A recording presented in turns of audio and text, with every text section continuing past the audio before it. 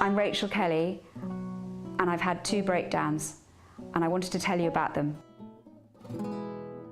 I went from being mildly anxious to being completely unable to function. I could no longer be a wife, a mother, a journalist, a daughter, a friend. Love bade me welcome, yet my soul drew back, guilty of dust and sin. No one could reach me. Not my little boys, not my mother, not my husband. All I could think about was the pain.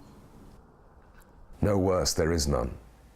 Pitch past pitch of grief. More pangs will, schooled at 4 pangs, wilder ring. Comforter, where is your comforting? I felt as if I was falling, as if the bed was falling. All I could do was to hold on to my mother's hand. She used to repeat this line endlessly. My grace is sufficient for thee, my strength is made perfect in weakness. We held hands and we said this phrase again and again, together.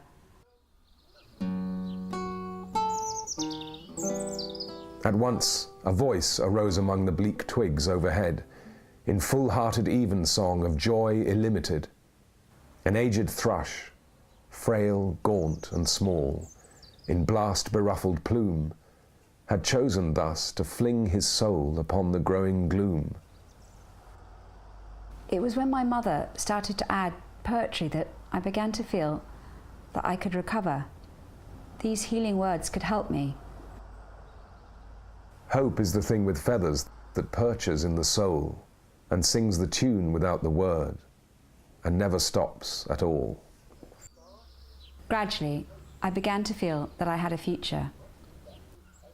Like everybody in deep depression, I needed help from drugs and therapy, but poetry was at the heart of my recovery.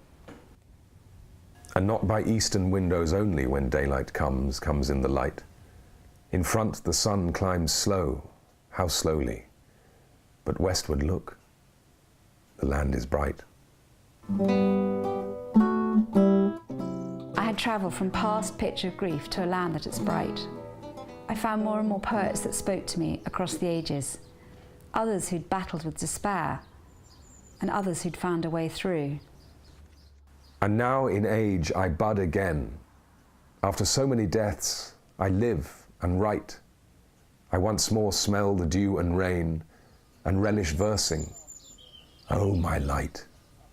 Who would have thought my shriveled heart could have recovered greenness?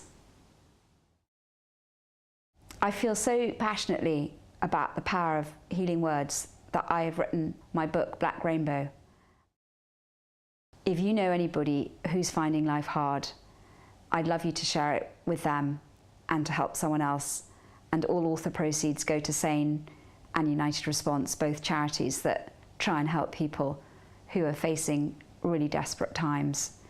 So please buy a copy of Black Rainbow. I was trying to describe to my son what depression felt like. I said it was like a rainbow, but which had turned black. And he turned to me and he said, "But Mummy," he said, "rainbows are never black." Oh, you tears, I'm thankful that you run. Though you trickle in the darkness, you shall glitter in the sun. The rainbow could not shine if the rain refused to fall, and the eyes that cannot weep are the saddest eyes of all.